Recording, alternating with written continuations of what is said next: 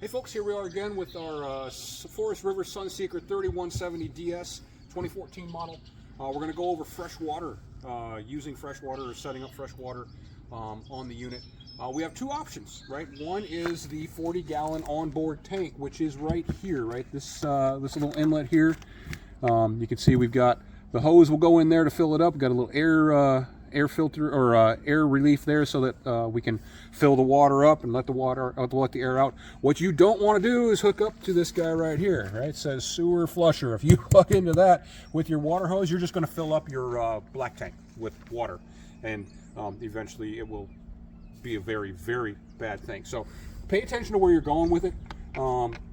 We'll show you the gauge for this here in just a minute. Your other option is if you have pressurized water. It says city water connection, but if you're at a campground where you've got water provided at a stanchion, the hose will just screw on here just like at home, your garden hose hooking up, right? It'll just hook right into that, and then you'll have pressurized water.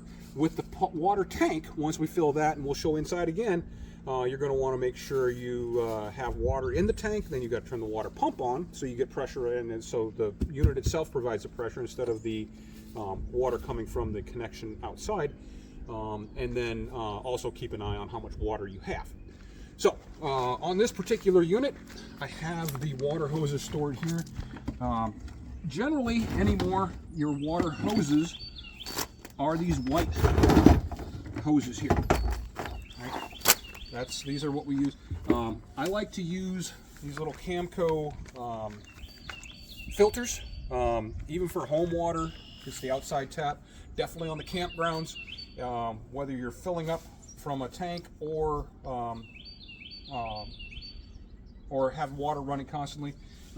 They come with these little adapters here. Which side you put it on really depends on what you're doing. All right, so I'm going to go ahead and put this in my pocket for the moment. Let's just grab this hose here. I like to keep them sealed up so that nothing gets in it. And so this end is going to hook up to our water, whether that's pressurized water from the faucet, or we're using a hose to fill up the water. Some places, some campgrounds on the way in, the same place you dump the tanks, they'll have fresh water available. You won't need the hose. You'll be able to just hook it up right there. Now, if I'm hooking up to water in the campgrounds, I like to hook this filter up at the spigot from the campground, right? And so in that case, I would screw that right into the spigot, and I would take my little adapter here, screw it into the bottom of this, and then, wrong way, this is going to screw onto the, this is going to screw on here, and then your hose is going to hook up here. Now you've got filtered water through the whole hose, and I like to run it a little bit, right? Get the filter kind of going, get everything, the hose kind of cleaned out, right? They're typically been dried out, aired out anyway. Something to be aware of on these filters, they have a little, there we go, water flow, right? That's the way the water should flow. If you hook it up backwards, which you absolutely can if you turn these things around enough, it's not designed to filter water going this way. It starts here, filters out that way. Now, for filling up the tank, I like to have this filter as close to the tank as possible. So the other way around, I would just hook this up to whatever my source is, take the other end of the hose here, hook that up to the filter, and then the filter ends up sticking right in here, and we're filling up the tank. City water, again, so we've got the hose has all the fresh water. City water, we would just screw on here just like this, right? It may drip a little bit. You have to play with it a little bit to keep it nice and tight so you don't waste your water there. And that's how we hook up. Now we're going to pause the video here. We'll rejoin it back inside. We're going to show you where the panel, where you can see how much water you have, your water pump, water heater, things like that. All right, so here we are inside, right? We've got our water hooked up, either pressurized water coming from the tap with our filter in place, or we're filling up our tank. Let's go with the tank scenario first. On our panel here, you can see we've got different lights to show us what certain levels are at, right? So, you know, gray tank is empty, black tank is empty, fresh tank currently empty. If you're filling it up from outside, you're going to want to watch that. Once you get full, you don't want to overfill your tank. You also don't want to show up with too little water if you're not going to have access to water. So once that gets to full, stop filling it outside. The next step is, again, only if you are using using the tank on board, and that is turning your water pump on, right? And so right here is your water pump. If you have shore pressurized water, you don't need a water pump. As a matter of fact, if you turn that water pump on and your water tank is empty, you're going to burn out your water pump. So make sure you don't turn that water pump on unless you are using the onboard water tank. The last thing for water here is your water heater, right? And so you can see it's currently off. There's no light on.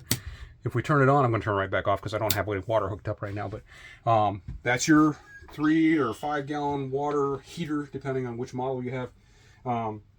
That is actually tucked away under here. Once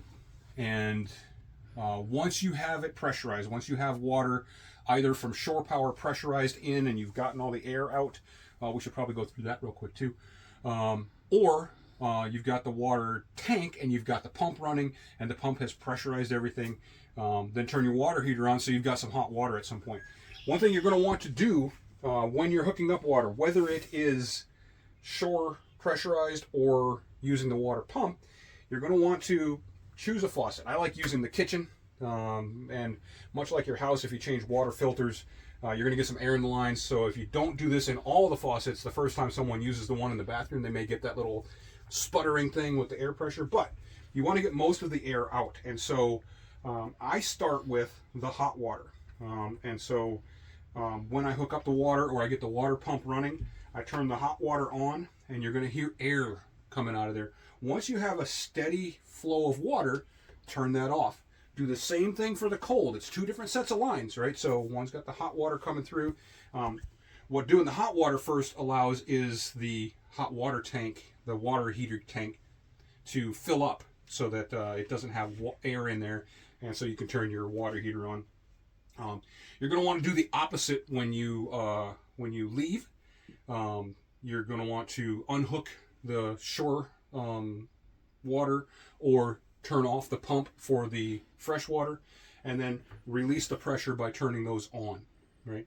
When we drain the tanks, and we'll show you where that is here in a moment, if you're using the freshwater tank, you're done with your camping and you want to drain it, there's a particular low point drain out here we'll turn on, and same goes for the shore water, right? And most times if you're hooked up to pressurized water on shore, you're not going to bother opening those up if you're just heading to another campground.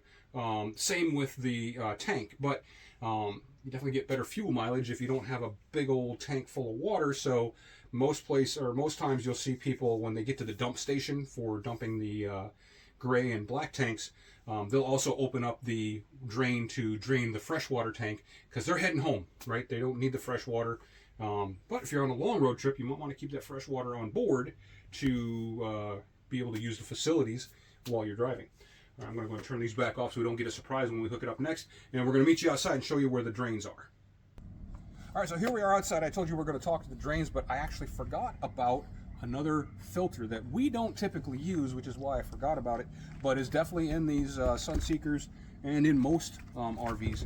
In our big compartment here, if you look in here, this is typically closed. If you open that up, you'll see there's our water pump. There's another water filter here, right? We don't use that, right? So that's typically empty. If you're draining it, you can see it's even got to keep from freezing. If you're draining the water, you're going to make sure you take that off and let it drain. There's a hole or a drain plug in there to let that water out. This little cog right here, you can see a little bit of water came out underneath.